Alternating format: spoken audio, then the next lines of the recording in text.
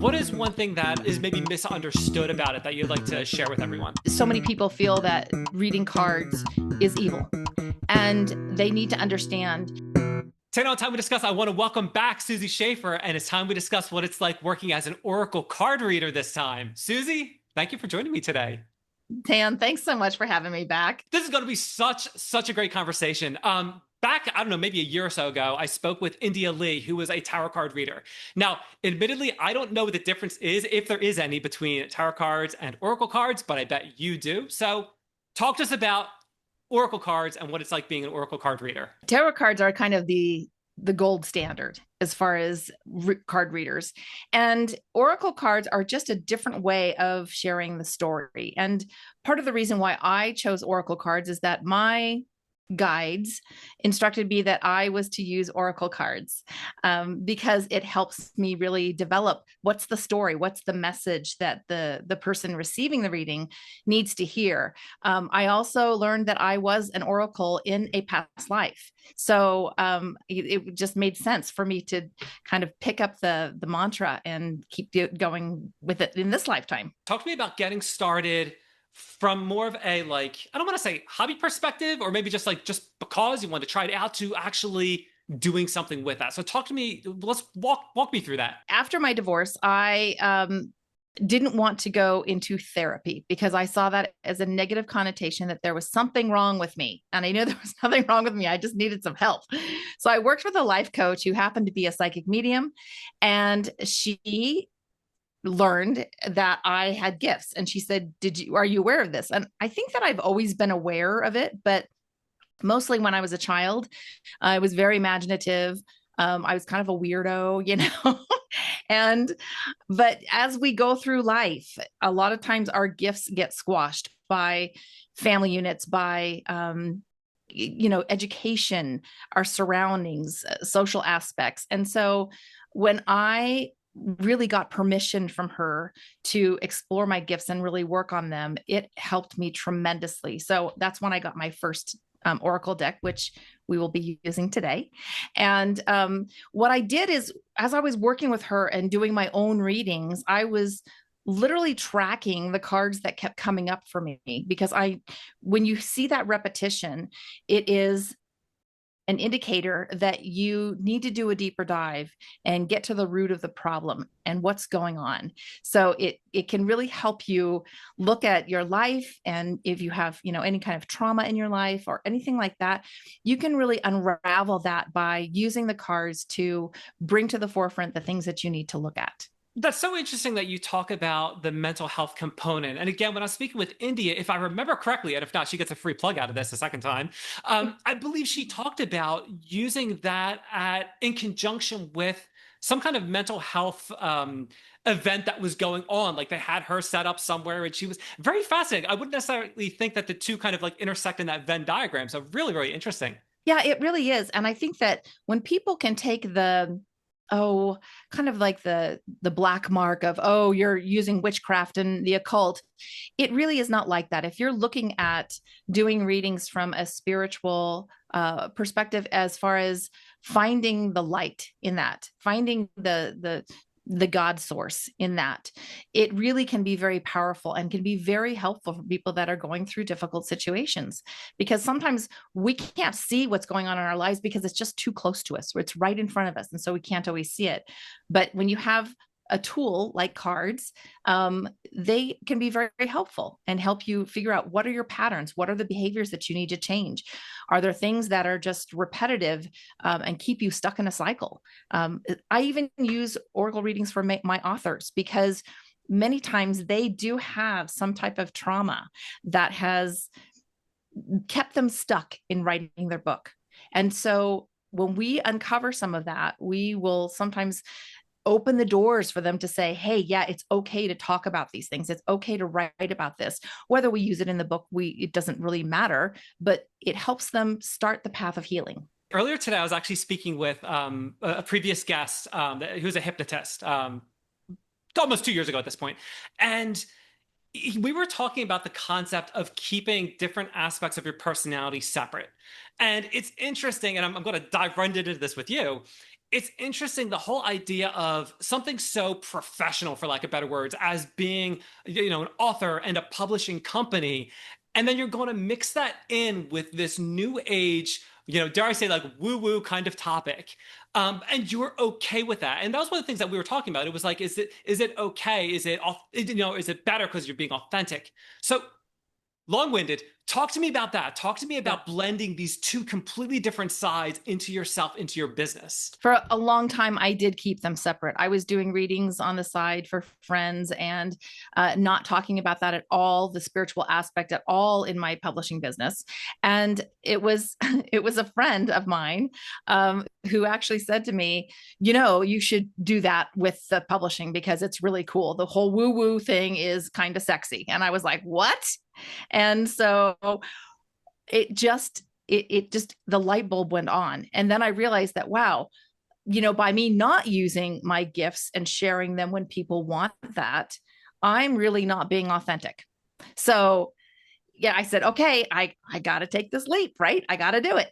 And once I did, it was fascinating because all of a sudden I started connecting with better clients, authors that I really resonated with their story, their message, and just everything started to click into place. My business started really doing a lot better, thriving actually, because now I was showing up and being authentic, my authentic self.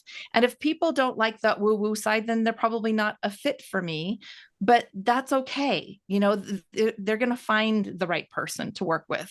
But those people that do like that spiritual aspect, especially when it comes to writing your book and doing a deeper dive and looking at healing trauma and all those kinds of things, then yeah, it makes a lot of sense. And that's pretty much the same conclusion we came to, that it almost becomes like a competitive advantage that you Yeah. have these different things to offer.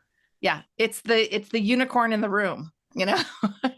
Earlier, and I don't remember your exact words, but earlier you talked about like shutting down your skills, and taking the time to like reopen, I guess.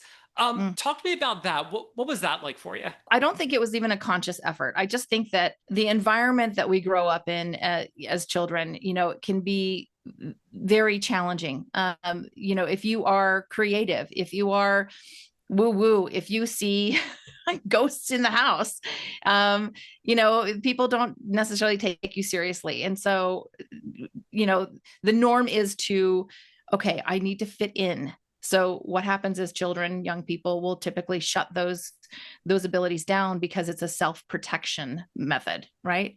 So I think that then we just go about our day-to-day lives and we live our life and we go to school and we get married and have kids and do all the things and have a career and everything else. And we forget about the uniqueness that we have as children. And until somebody can point that out to you and say, hey, it's time to go back and rediscover that, then you realize, oh, it's still there. It's just that it was sidelined for a little bit of my life. So, I think everybody has the ability to channel, has the ability to be psychic, has the ability to use telepathy, ESP. It depends on if you can understand those skills and you can practice those skills. It's like anything. I mean, we talked about yoga. That you're going to get better at yoga the more you practice, right? Well, it's the same thing with your spiritual gifts. You're going to get better the more you practice. And it is important to connect yourself with other people that also have gone through similar situations and are also exploring on how to use those gifts and how to bring them to the forefront and share those with the world. So this has actually come up a number of times with different people that I've spoken to. How does, in your opinion, what's the best way for someone to continue to develop these skills? Is it going to a workshop or just a matter of meditating? What is the best way that someone can kind of take that innate ability and make it flourish? Well, number one is definitely meditation as a practice, meditation and journaling. Those two things are a great way to really get yourself launched into discovering and understanding your spirituality. But then also using whatever tools that resonate for you. For some people, it's cards. For other people, it's pendulums. For other people, it might be runes. So it doesn't matter how you do it, just start. Just start, and then go seek out people. And I'm going to give a shout out to Mary Jo Cranmore on Soulful Revolution TV. She's on YouTube, and she's got a great platform. She was one of the people that really helped me when I first got started in understanding that there are other people out there like this that are going through these situations. I'm a part of her Pathfinders group, and we meet weekly to have conversations and discuss and talk about, a variety of questions, whether it's somebody going through a divorce, whether it's world events, whether it's, what is the astrology, what's going on in the energy right now with the world. All these types of things, we talk about all of them because it's important. And these things affect us in this physical world that we're in. When it comes to doing readings, so you talked about incorporating it into your business, which again is awesome. Do you ever do readings outside of that? Are you engaged at all with like outside of your normal work hours, at a various event, party, whatever? Do you do anything like that? Or no, you just strictly keep it for yourself and your business? Oh no, I do it all. So one of my favorite things is to do retreats. I actually have retreats, birthday parties, any events like that. I love doing those. I actually have been brought to several different types of writing retreats where I will do the opening reading for the group. And so it will be a collective reading that we will just say, okay, what's the intention that we're setting for this weekend that we're going to have? It's really wonderful because it creates this cohesiveness within the group. And then throughout the audience, I allow people to ask personal questions on how their life might relate to what we're getting in the reading. And people love it because it just really kind of opens things up and sets the tone for the experience that they're about to go through. So, but also doing it for, for example, birthday parties. It's really fun because I can sit with a group of people, and I've not met these people before, but I might know the birthday girl or the host. And so we can sit in a group and do readings for each other's. And there will be things that come through in the cards that there's no possible way I would have known that about that person because I don't know them. And when that happens and the rest of the room gasps, it's really fun because it's kind of like having a magic trick, but it's not magic. It's real, right? Or messages come through, names will come through sometimes. A lot of grandparents that have passed on, a lot of times they will come through in readings. So it's fascinating to see that happen. And it's really a lot of fun. So yeah, if you've got a birthday party and you want someone to come and do a reading, it's an absolute blast. That's really cool. Okay, so if someone wants to get started doing this, say they've been working with the oracle cards for for a time period, they're very comfortable with it. They've given readings for friends, family, themselves, whatever. They want to start doing this professionally. Where is the best place for them to get started doing that? Where's the best place for them to get the foot in the door, get their name out there? How can they get started doing this professionally? I think that if you're going to do it professionally and you want to attract clients, looking at TikTok or YouTube, one of those would be a great way to get started and get yourself out there.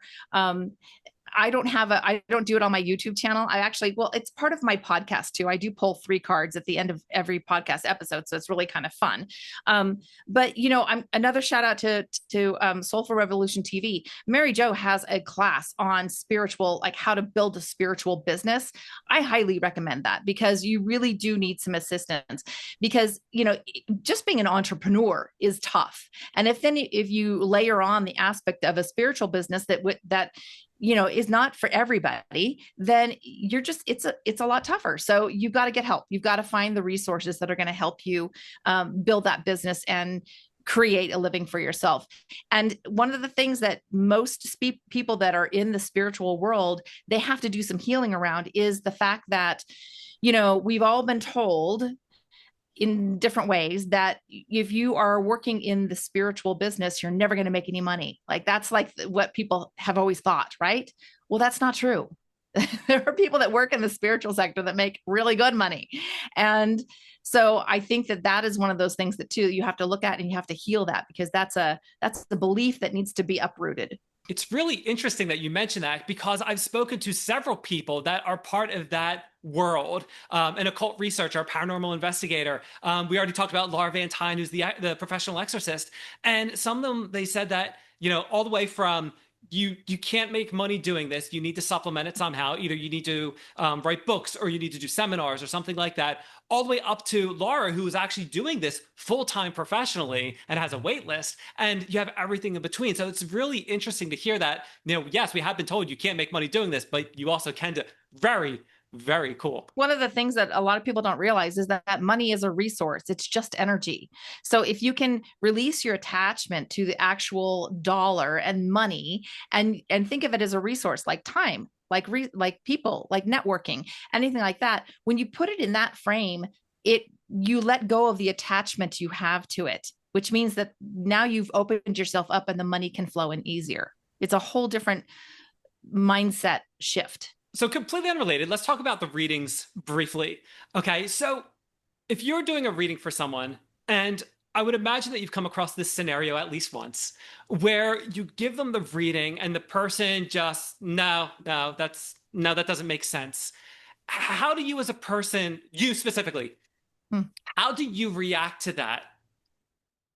Well, first of all, I don't know if that's actually ever really happened to me, but in a scenario where that would happen, sometimes it's because what's happening in the reading is not in the present moment. It is in the future. And so you have to say, okay, if this does not resonate for you now, just wait and just kind of take a moment with this, because this might make sense to you in 6 months or a year. And so one of the things I do with my readings is I give them pictures of the cards so that they have them. I also give them the PDF forms of the guidebooks that come with these decks. Now, when I do a reading, I don't read from the guidebooks. I have read the guidebooks and know the general meanings, but really when I'm reading the cards, I'm channeling the information. I also have certain symbols and things on these cards that my guides have told me, this is what this represents. So they get pictures of the cards, they get the guidebooks, and I let them know this is not a one and done. I encourage you to go back and look at the cards, look at the details on the cards, read from the guidebooks, because there's going to be some other information in there for you that I haven't even discussed. So there's more to a reading than just saying, okay, here's the cards and this is what it means. It's really a lot deeper. Talking about your podcast, you talked about the very end, you do a 3-card draw, I think you called it. Yep. What is the purpose of that? Is it just random 3 cards? Hey, let's see what the deck has to say today. Like, what's the premise, I guess? Well, it can be anything. I ask my guest on the podcast, is there something that you'd like information about? Or do we want to open it up and say, what does the audience need to hear today? So it can be almost anything, the sky's the limit, We love good questions. What was the most interesting reaction that somebody had to a reading that you did? I love this story so much because it's very profound when these things happen. But so I did a reading for a friend of mine, and she had said, basically, one of the cards that came out in the deck is the card of clean it up. And on this card is an elk. And the elk has a broom in its mouth, and it's cleaning it up, meaning there's some energy fractions that need to be cleaned up. Could also mean that they're your physical environment. You might need to go clean out the junk drawer or, something like that, because when we clean, it shifts energy. And I said, the elk is speaking to me. And she said, well, it's interesting. She goes, my husband is hunting right now. And he's never gotten an elk. And I said, he will get an elk. I said, what I'm hearing is that he's going to get an elk and it's going to be massive. And she says, what? She goes, he's never gotten an elk. So several weeks later, she sends me a message and she sent me a picture of him with the elk that he got. And I said, oh my goodness. I said, it was beautiful. And I said, by chance, do you guys make jerky? And she said, yes. And I said, can you please send me some? I said, this elk is magic. And so she sent me jerky. We all ate the jerky, because it's delicious and good for you. And it was interesting because both of us had a spike in our business too, right after that happened, because the we were consuming of the magical elk. So there are very profound things that happen. I've had grandparents come through and identified the name. I've realized that some people I read for one woman at a retreat and said, "Oh," I said, "I think we have a past life together as sisters." And so sure enough, the cards confirmed that we actually were sisters in a past life. So yeah. That's really, really cool. Yeah, it's very cool. It's like So magic, but it's not magic. It's real. So yeah. when it comes to being an oracle card reader or a tarot card reader, what is one thing that is maybe misunderstood about it that you'd like to share with everyone? So many people feel that reading cards is evil, and they need to understand anything can be used for good or evil. It is the intention. It is where you come from in your heart that sets the intention for what the reading's going to be. And of course, too, I also use a lot of protection, energetic protection as well. And so when you're doing that kind of work, I'm not allowing negative or dark entities or demons to come into my work. They just simply do not belong. So I'm reading from a place of love and light, and to get the messages that are to be conveyed to that person. So I think that's the biggest misnomer, is that, oh, any of the, tarot, astrology, oracle readings, numerology, even a lot of people think that those are blasphemous, and actually they are talked about in the Bible. And there's a reason why astrology is talked about in the Bible, because the map of the world literally is made in the stars, and God created all of that. So it is all connected. And so, these practices, these tools that we use were hijacked by the dark cult, I would say, to use them for bad, because they knew how powerful they were. But there's many of us that use it for the light and use it for good. Susie, I'm so glad that you shared that with us. That is just wonderful information, and I hope everyone takes that and really embraces that. Now, unfortunately, I am running out of time, but before I hand the floor over to you, I want to take a second and thank Laura Van Tyne once again for introducing us. Again, Laura was in episode 132 as an exorcist, so everyone please go check out that video. It was a very good one. The link is in the description. Now, Susie, this once again is a part of the show where I like to offer my guests the opportunity to talk about a project they're working on, a cause they believe in, more about their business. So if there's something specific you'd like to discuss, the floor is once again yours. Well, I think what we should do is pull 3 cards. I love it. I love it. Let's do it. All right. Do you have a specific question or topic? No. Okay. How about this? I have a number of irons in the fire. What does the future hold, generally speaking? For you, Yeah, specifically? Okay. Sure.